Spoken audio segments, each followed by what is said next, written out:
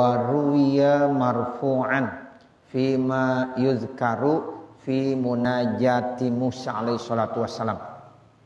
Dan diriwayatkan, riwayat ini hadisnya marfu, fima yuzkaru pada apa yang sudah disebutkan, fi munajati Musa alaihi salatu wassalam, terkait tentang munajatnya Nabi Musa alaihi salatu wassalam. Jadi ada munajat Nabi Musa dinukil dalam kitab ini, ya, kata Nabi Musa dalam munajatnya kepada Allah, innallaha ta'ala qala, sesungguhnya Allah subhanahu wa ta'ala berkata, berfirman Allah, la yalqani abdun min abidi illa hasabtuhu ala a'malihi wa naqastuhu fiha illa makana minal wari'aini fa inni astahihim wa ujilluhum wa ukrimuhum wa udkhiluhumul jannata bighairi hisab. Jadi Allah ya berfirman, dibilang seorang hamba dari hamba-hambaku tidak akan bertemu kepada aku kecuali aku akan hisab atas amal-amalnya dan aku akan ya evaluasi pada amal-amalnya, kecuali ya apabila dia termasuk orang-orang yang warok, maka sesungguhnya saya malu untuk menghisab dan mengevaluasi orang-orang yang warok, dan saya agungkan mereka, saya muliakan mereka, bahkan saya akan masukkan mereka ke dalam surga tanpa dihisab. Masya Allah, itu keistimewaan orang-orang yang senantiasa warok. Kalau kata orang-orang tua kita, warok itu orang yang apik, gitu Pak ya. Orang yang apik, enggak sembrono di dalam memasukkan ya makanan-makanan, minuman ke dalam perutnya. Jadi makanan, minuman yang masuk ke dalam perutnya benar-benar yang diyakini apa? Halal. Ya. Jangankan yang haram, orang yang warok, orang yang subuhat aja tuh, barang-barang yang subuhat dia kagak mau makan. Itu orang yang warok begitu. Jadi orang yang apik banget. Jadi yang masuk ke dalam perutnya baik makanan maupun ya minuman yang dikonsumsi itu adalah yang yakin halalnya. Gitu. Yang haram udah pantangan dah. Yang subuhat bagaimana? Yang subuhat aja ditakut. Kata Nabi kan innal halala apa? Bayyinun wa innal harama bayyinun. Yang halal jelas, yang haram jelas. Cuma di antara yang halal dan haram itu ada yang ya subuhat. Nah, kalau pengen kita selamat, ingin menjadi orang yang warok, maka tuh yang begitu ditinggalin, udah ditinggalin. Ya, nah ini ya Allah pernah berfirman tuh dalam dialognya kepada Nabi Musa, aku malu tuh kalau ada hamba-hambaku yang warok, maka aku nggak berani lagi hisab. Udah saya kagak hisab lagi dah. Saya kagak munakosah lagi, saya kagak evaluasi lagi. Ya kenapa? Karena dia orang warok, saya malu, saya udah muliakan mereka, ya saya sudah agungkan mereka.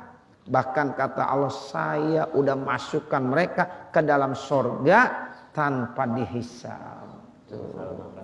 Iya, gitu. Jadi enggak dihisab lagi udah.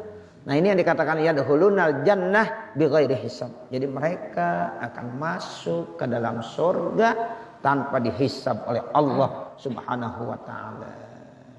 Nah makanya ya jadilah orang-orang yang waro, orang yang waro masya Allah. Ya itu benar-benar dimuliakan nama Allah Subhanahu wa taala. Faman istahya minallahi ta'ala fi hadzid dunya, maka siapa-siapa yang malu dari Allah taala fi hadzid dunya, di dunia ini, mimma yasna'u, dari apa yang ia sudah ya kerjakan perbuat, istahya maka malu siapa Allah taala minhu dari orang tersebut yaumal kiamati, di hari kiamat, fi hisabih dalam hisabnya. Kalau ada hamba-hamba Allah yang malu sama Allah di dunia, ini haram kalau dikerjain malu dia sama Allah. Ya ini syubhat, masih ragu-ragu antara hal dan haramnya, kalau dia ambil juga dimalu sama Allah. Nah orang yang selalu malu kepada Allah untuk melakukan dosa dan maksiat selama dia hidup di dunia, maka Allah akan malu juga untuk menghisab hambanya nanti di hari kiamat. Tuh begitu. Makanya al-haya minal iman. Jadi kata Nabi itu malu itu bagian daripada iman. Ya makanya salah satu ciri orang yang beriman malu. Malu dalam melakukan perbuatan dosa. Malu melakukan perbuatan maksiat. Malunya kepada siapa? Kepada Allah.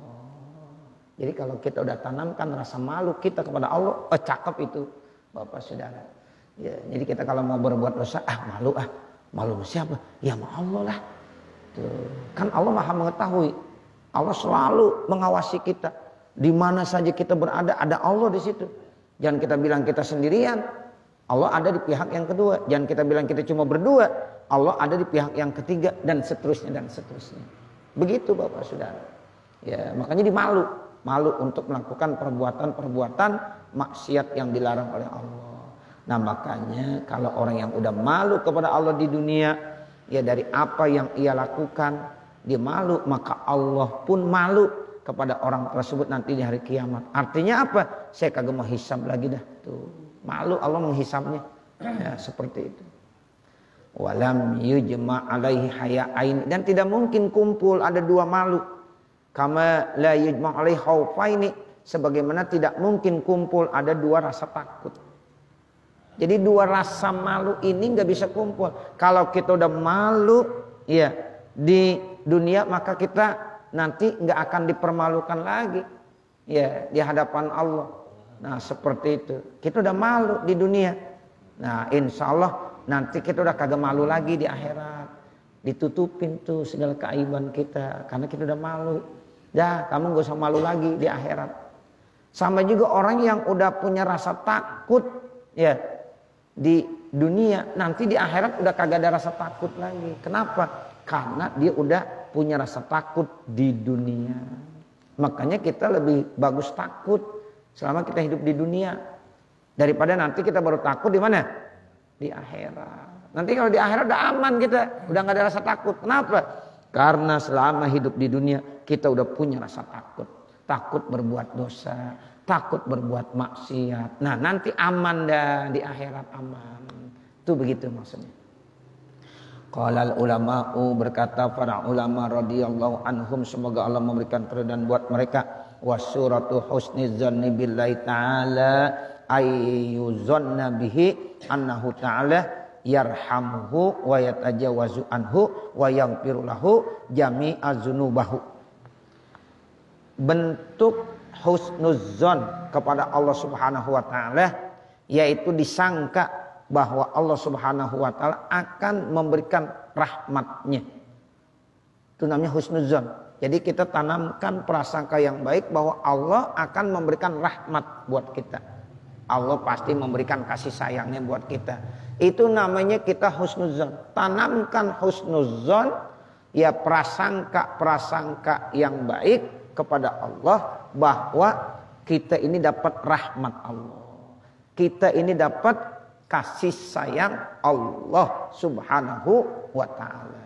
Kemudian Allah akan memaafkan kita. Ya tajawaz itu artinya dimaafin kita dah.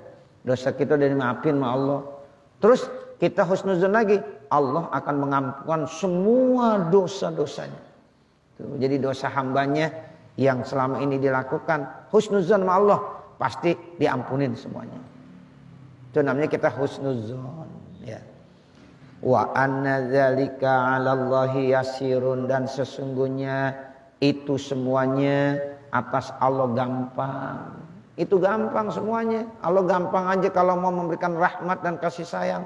Allah gampang aja kalau memaafkan kepada hambanya. Allah gampang saja kalau mau memberikan ampunan kepada semua dosa-dosa hambanya. Gampang mau.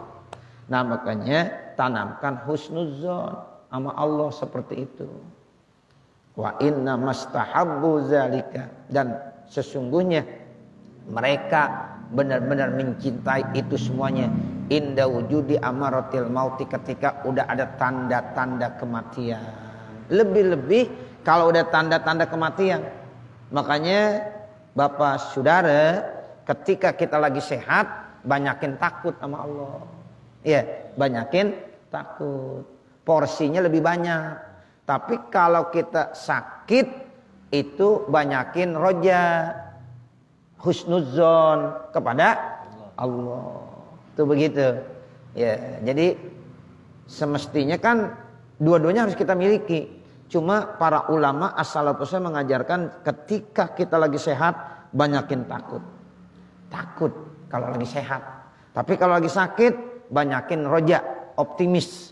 Ya, bahwa rahmat Allah begitu besar. Tanamkan husnuzon. Nah, ini yang dimaksud. Jadi ketika ada tanda-tanda kematian tuh dianjurkan bahwa tanamkan husnuzon. Jadi lebih banyak husnuzonnya sama rasa takutnya kalau udah sakit. Ya, jadi kalau udah sakit jangan takut mulu, jangan dah. Udah berpikirnya positif. Allah Maha Penyayang, Allah akan memberikan rahmat, Allah akan mengampunkan dosa kita, Allah akan ya memaafkan kita. Itu aja tuh. Ya diperbanyak ketika lagi sakit. Jadi kalau ketika lagi sakit pikiran kita tuh jadi positif, optimis. Tapi kalau kita lagi gagah, sehat, tanamkan rasa takut supaya kita nggak berani macam-macam. Karena lagi sehat kita. Kan kadang-kadang kita kalau lagi sehat, masya Allah apa aja kita mau kerjain. Nah, tanamkan rasa takut lebih banyak sehingga kita nggak berani melakukan macam-macam. Nah, ketika kita lagi sakit, ya kita udah nggak bisa ngapa-ngapain, sakit. Nah, itu optimis, positive thinking, husnuzon kepada Allah Subhanahu wa ta'ala. Kalau kita punya dosa, pasti Allah ampunkan dosa kita. Allah maafkan, Allah ampunkan, dan Allah akan memberikan rahmat dan kasih sayangnya.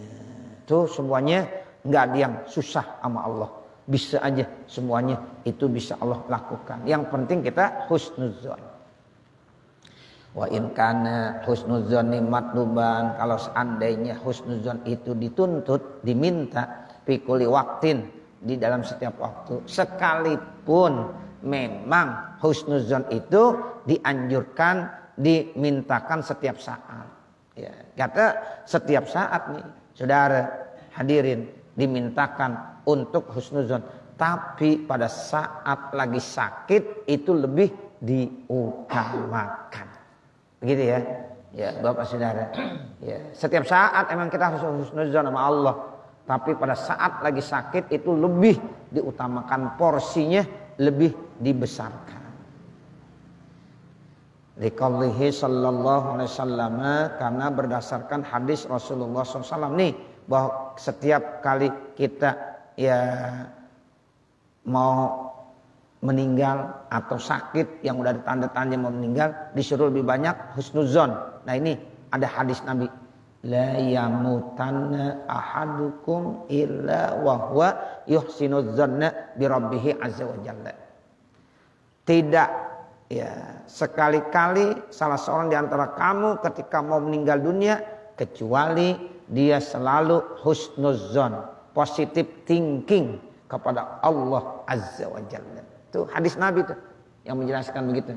Jadi ketika salah seorang di antara kamu dalam keadaan sakit yang kira-kira tanda-tanda mau meninggal dunia, sudah nggak ada lagi kecuali dia tanamkan husnuzon, positive thinking kepada Allah Subhanahu wa ta'ala.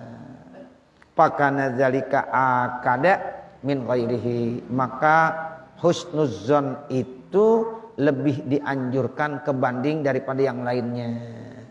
Rasa takut lah atau masalah yang lain-lain, udah lebih ditekankan kepada husnuzon aja. Ya, itu Nabi yang mengajarkan kepada kita sebagai umatnya. Tujuannya apa? Liyamuta ala zalika, supaya nanti dia akan meninggal dalam sangkaan baik sama Allah. Fayudna samratuhu, maka dia bisa memetik hasilnya dari kiamat. Jadi kalau di akhir hidupnya yang lebih ditekankan porsinya adalah husnuzon, sehingga insya Allah buahnya akan dipetik di hari kiamat. Pasti tuh Allah akan memberikan rahmat dan kasih sayangnya. Jadi kita punya amal sedikit, Pak. Kalau Allah berikan rahmat dan kasih sayang, kagak mustahil kita nanti dimasukkan ke dalam sorga di ya martabat yang tinggi, nggak mustahil. Karena memang manusia jangan ngandelin amal.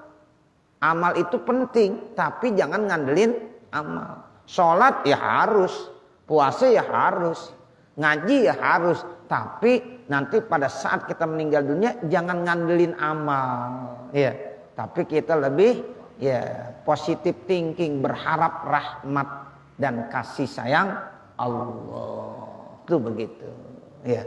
Ya, ini artinya ya Rasulullah mengajarkan seperti sampai-sampai kata Rasul, saya aja nih masuk ke dalam surga itu karena rahmat Allah. Bukan karena ibadah saya. Ya rata-rata rahmat Allah. Sahabat Umar bin Khattab diselamatkan dari siksaan kubur itu rahmat Allah. Ya, gara-gara dia memberikan minum kepada seekor lalat. Lagi ngarang kitab Imam Abu ya Al-Ghazali. Kemudian kalau Umar bin Khattab ya ada burung yang sedang dimain-mainkan sama ya anak-anak. Kemudian timbul kasihan. Dibayarin, dibeli, dilepasin. Kalau Imam Al-Ghazali lalat, ya dia masuk ya ke tinta yang sedang digunakan, dia lagi minum. Kata Imam Al-Ghazali, biarin aja dah diminum dulu, kesian dia lagi aus. Itu dua contoh. Ya, yang satu ya anak-anak main burung tuh, ya diikat, ditarik lagi, diikat, ditarik lagi, kasihan bener nih burung. Ya. Sahabat Umar tanya, nak kira-kira tuh burung mau jual nggak? Kata anak, mau, dibeli harganya mahal. Udah dibeli, dilepasin. Sahabat Umar bin Khattab. Kalau Imam Al-Ghazali, ya itu lalat yang lagi minum air tintanya dibiarkan aja sampai kenyang. Udah kenyang dilari, terbang. Itu dapat rahmat dari Allah. Tuh begitu Bapak Saudara. Jadi kita lebih ditekankan untuk mendapatkan rahmat dan kasih sayang Allah. Wa qad yahsunu lil 'abdi husnul dzanni bi rabbih, dan sungguhlah hasil ya bagi hambanya husnuzon, positive thinking bi rabbih kepada Tuhannya, kepada Allah. Wa huwa salimun minal maradi, dan dia lagi selamat dari sakit. Lagi sehat ya, dia husnuzon. Summa yaqufi su'izzanni, kemudian pada saat fi marodi lagi sakitnya, malah suuzon sama Allah. Ya, waktu sehat dia husnuzon terus. Pas banget jatuh sakit dia suuzon, wa yamutu ala zalika. Akhirnya ya dia mati atas demikian itu. Ya payunna zamratu min adami rahmatin, maka dipetik hasilnya apa? Ia tidak dapat rahmat dari Allah. Tuh begitu kan sayang. Ya waktu sehat husnuzon terus sama Allah. Pas sakit ya disuuzon. Ya itu yang dipetik hasilnya. Jadi ketika meninggal dunia karena disuuzon, ya udah itu yang dipetik hasilnya. Artinya dia tidak dapat rahmat Allah. Dia tidak dapat kasih sayang Allah. Kemudian apa lagi? Wa adamit tajawuzi anhu, tidak dapat maaf dari Allah. Wa adamil maghfirati lizunubihi, akhirnya tidak dapat ampunan maghfirah dosa-dosanya dari Allah. Akhirnya rugi kan? Ya, lagi sehat husnuzon sama Allah, sehat husnuzon. Pas banget sakit suuzon. Jangan. Udah sehat udah cakep husnuzon. Cakep, pertahankan. Bahkan porsinya lebih besar lagi ketika dalam keadaan sakit. Kalau sakit dia suuzon, maka ya yang dipetik yaitu buahnya. Enggak dapat rahmat, enggak dapat maaf, enggak dapat ampunan. Nas'alullah ta'ala al-afiyat lana. Ini doa dari pengarang kitab. Ya. Nas'alullah, kita mohon kepada Allah Ta'ala al-afiyah, perlindungan lana buat kita, wali jamil muslimin, dan semua orang-orang Islam. Kita mohon perlindungan, jangan sampai di akhir-akhir umur kita suudzon sama Allah. Ya, amin ya rabbal alamin. Cukup saya kira, nanti baru payan bagi likulli dan seterusnya. Jadi kita ini masuk surga karena rahmat Allah ya. Amal-amal ibadah kita ini untuk mendapatkan rahmat Allah itu bagaimana? Nah benar. Jadi kita beramal itu salah satu memang tugas dan kewajiban kita. Ya. Nah mudah-mudahan dengan sebab kita beramal baik, taat kepada Allah, di situ nanti akan datang rahmat dan kasih sayang Allah.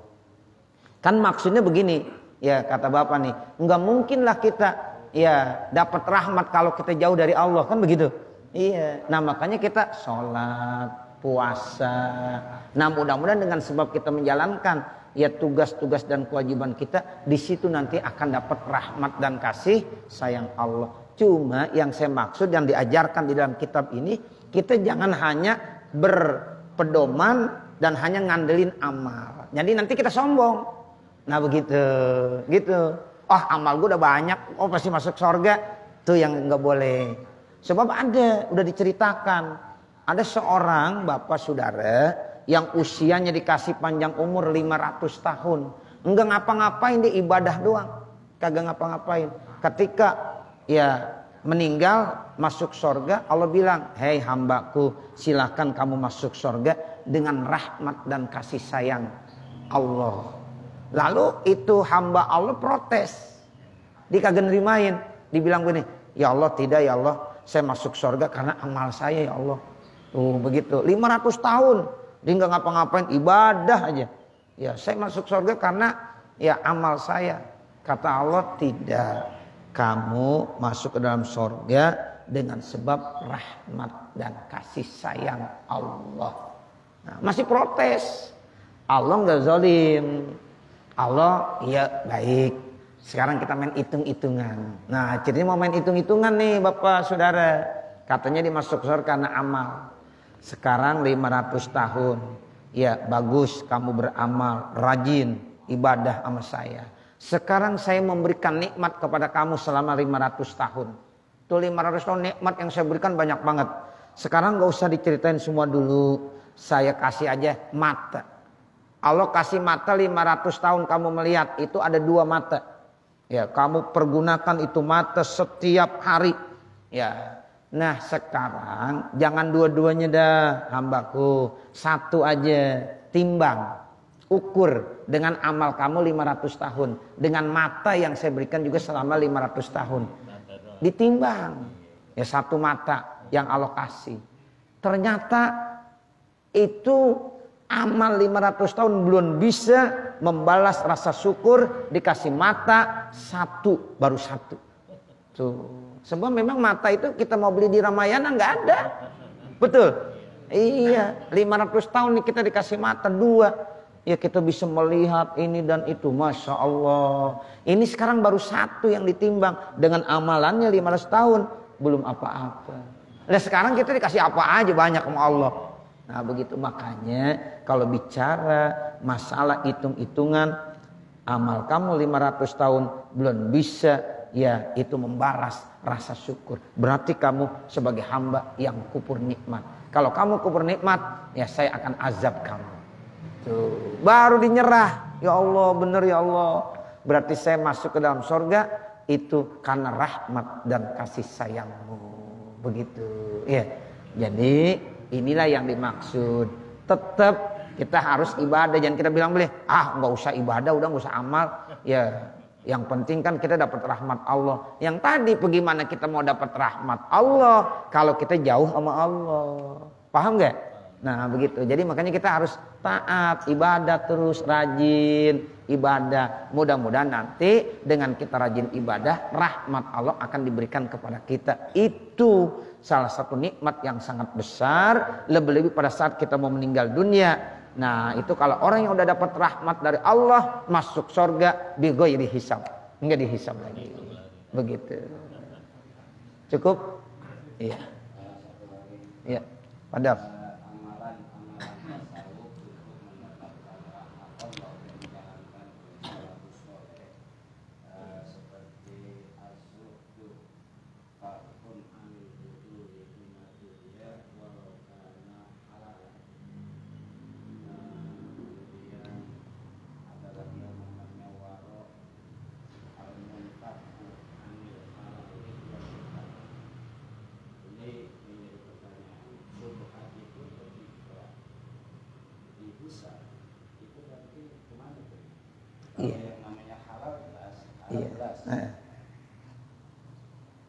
Baik.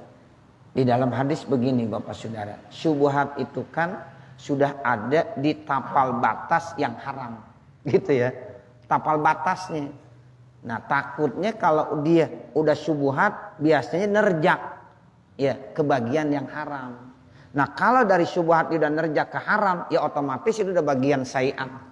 Nah, begitu. Jarang orang yang syubhat ya tiba-tiba kagak nerjak ke haram. Makanya paman tarokat syubhat ya kalau dia udah tinggalkan yang syubhat aman. Tapi kalau dia jalanin yang syubhat pasti nanti akan terjerumus nerjaknya ke yang haram. Itu begitu. Seperti ya pengembala. Nabi umpamakan tuh seorang pengembala kalau kambingnya udah ditapal batas, tarik buru-buru. Ya, ini udah kebun orang ini. Ya, ini dia masih di sini nganggonnya, udah tapal batas. Ini kambing pasti makan. Ya, kebun orang dah, tanaman-tanaman yang ada di kebun orang. Udah pasti akan terjerumus ke barang yang haram. Nah itu, makanya kalau orang yang udah melakukan syubhat, ya udah ke sana. Jadi bukan berarti syubhat masih tetap ke arah yang bagus. Jadi kalau yang syubhat ya udah pasti arahnya ke sini, makanya tinggalin. Nah begitu. Ya jadi ketika nanti kita suka yang syubhat, nanti di mana tuh posisinya ketika dihisab? Ya posisinya ada di sayi'at. Ya begitu. Karena dia udah pasti akan menerjak tapal batas dari yang ya haram tadi. Jadi yang haram disikat juga. Tuh, karena dia udah di syubhat. Makanya pas masuk syubhat tarik. Nah begitu. Sehingga ditinggalkan yang syubhat. Begitu. Baik Bapak, ya Saudara, mudah-mudahan pertemuan kita di tempat ini ya menjadi pertemuan yang penuh rahmat dan kasih sayang Allah. Mudah-mudahan kita mohon kepada Allah, Allah panjangkan umur kita, Allah sehatkan badan kita, Allah berikan kekuatan dalam kehidupan kita sehingga kita terus bisa ibadah, tekun, istiqomah, dan mudah-mudahan rahmat dan kasih sayang Allah senantiasa akan diberikan kepada kita semuanya. Amin ya rabbal alamin. Wassallallahu ala sayyidina Muhammadin wa ala alihi washabbihi wasallam walhamdulillahi rabbil alamin. Al-Fatihah. A'udzubillahi minasyaitonir rajim. Bismillahirrahmanirrahim. Alhamdulillahi rabbil alamin arrahmanir rahim maliki yaumiddin. Iyyaka na'budu wa iyyaka nasta'in. Ihdinas siratal mustaqim. Siratal ladzina an'amta 'alaihim ghairil maghdubi 'alaihim waladdallin. Rabbighfirli wa liwalidayya amin. Bismillahirrahmanirrahim. Alhamdulillahirabbil alamin. Hamdan yuwaffi ni'amahu yukafi mazidah. Ya rabbana lakal hamdu wa lakas syukru kama yanbaghi li jalali wajhikal karim wa li 'azimi sultanik. Allahumma salli ala sayyidina Muhammad wa ala ali sayyidina Muhammad. Allahumma salli ala sayyidina Muhammad wa ala ali sayyidina Muhammad. Allahumma salli ala sayyidina Muhammad wa ala ali sayyidina Muhammad. Allahumma bijahi sayyidina Muhammadin sallallahu alaihi wasallam istajib doa'ana ya Allah fi hadzal yaum ya Allah. Barik ya Allah fi hadzal yaum ya Allah. Allahumma inna nas'aluka ridhaka wal jannah wa na'udzubika min sakhatika wan nar. Allahumma shrah lana sudurana wa yassir lana umurana warham amwatana washfi mardana washfi mardana waqdi hawaijana wahtim bisolihati a'malana birahmatika ya arhamar rahimin. Wa sallallahu ala sayyidina Muhammadin wa ala alihi washabbihi wasallam walhamdulillahi rabbil alamin. Wassalamualaikum warahmatullahi wabarakatuh.